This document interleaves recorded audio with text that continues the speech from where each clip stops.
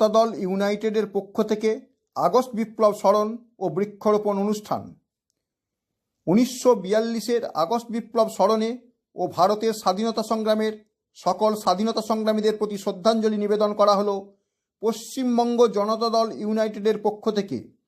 এছাড়াও নীতিশ মডেলের প্রচার ও বৃক্ষরোপণ কর্মসূচি মিলিতভাবে পালন করে জনতা দল ইউনাইটেড ও নীতিশ ব্রিগেড পশ্চিমবঙ্গ রাজ্য ইউনিট সমগ্র পশ্চিমবাংলার জেডিইউ বিভিন্ন জেলায় এই অনুষ্ঠানটি শ্রদ্ধার সঙ্গে পালন করে।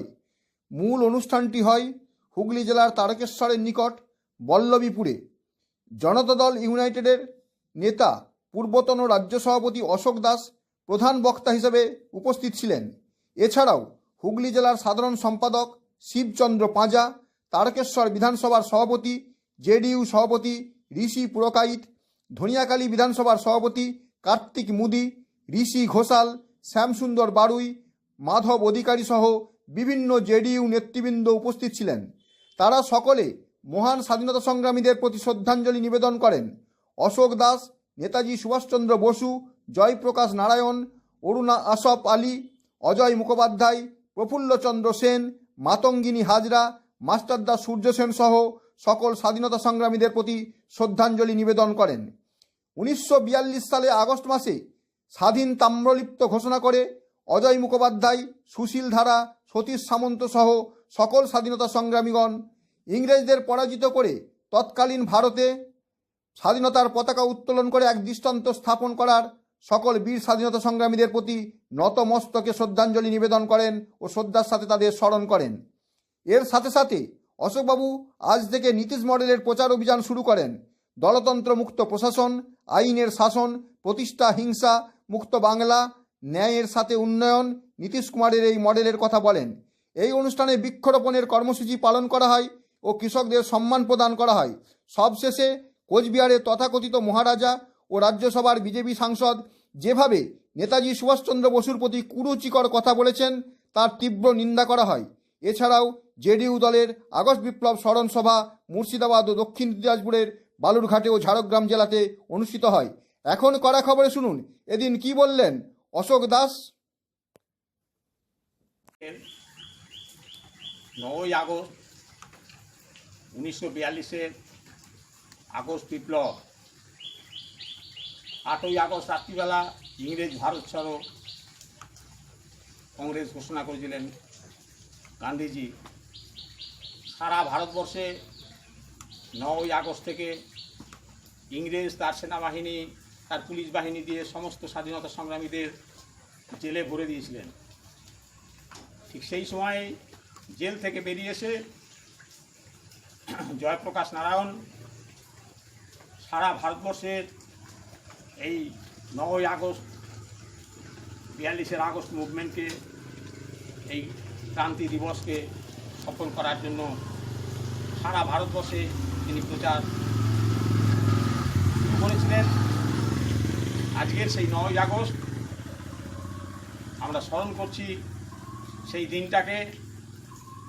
ভারতবর্ষের বিভিন্ন প্রান্তে যেমন এই আন্দোলন সংগঠিত হয়েছিল, তেমনি আজকের আমরা এই হুগলি জেলার তারকেশ্বর এবং ধনিয়াখালী দুই বিধানসভা কেন্দ্রের মধ্যবর্তী বল্লভীপুরে আমরা সেই মহান স্বাধীনতা সংগ্রামী, ভারতবর্ষের স্বাধীনতা আন্দোলনের যারা শহীদ হয়েছেন, যারা জেলে গিয়েছেন, যারা ফাঁসি কাটে ঝুলেছেন, সমস্ত কারাগারে থেকে অত্যাচার সহ্য করেছেন, সকলকে আমরা প্রণাম জানাচ্ছি, শ্রদ্ধাঞ্জলি নিবেদন করছি জনতা দল ইউনাইটেডের পক্ষ থেকে।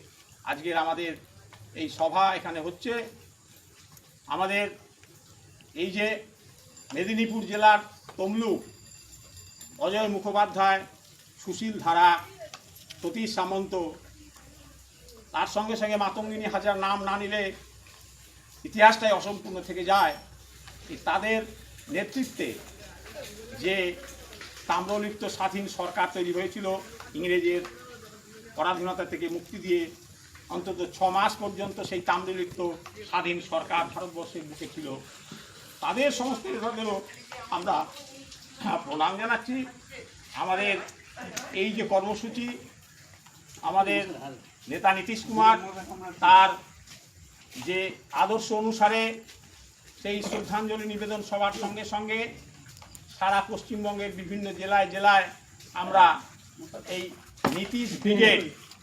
নীতিশ ব্রিগেডের এই স্বাধীনতা সংগ্রামীদের শ্রদ্ধাঞ্জলি নিবেদনের সঙ্গে সঙ্গে আগস্ট বিপ্লবের স্মরণ, তার সঙ্গে সঙ্গে আমরা নীতিশ ব্রিগেডের আর জনতা দল মিলিতভাবে নীতিশ মডেলের প্রচার করছি।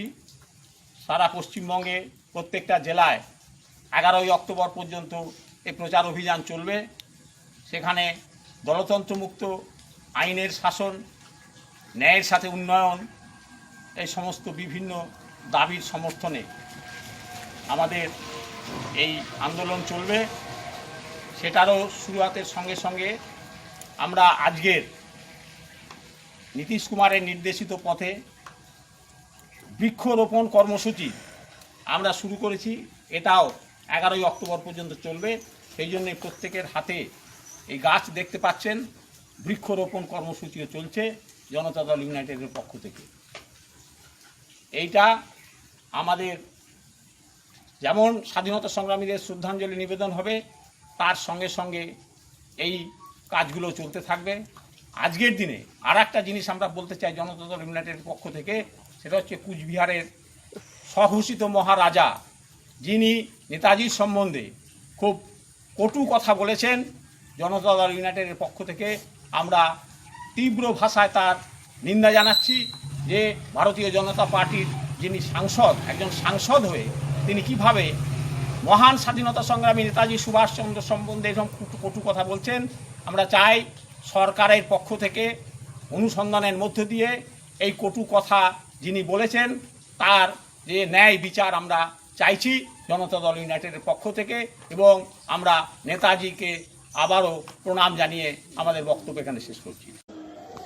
আপনি কি আপনার খবর সরাসরি সম্প্রচার করতে চান অথবা আপনার এলাকার খবর দেখাতে চান? তাহলে যোগাযোগ করুন কৃষ্ণপ্রসাদ পাত্র, ফোন নম্বর 8622800252 অথবা 8282860856 এই নাম্বারে, অথবা অর্জুন সেন সিপিআরও, ফোন নম্বর 9433138840 এই নাম্বারে।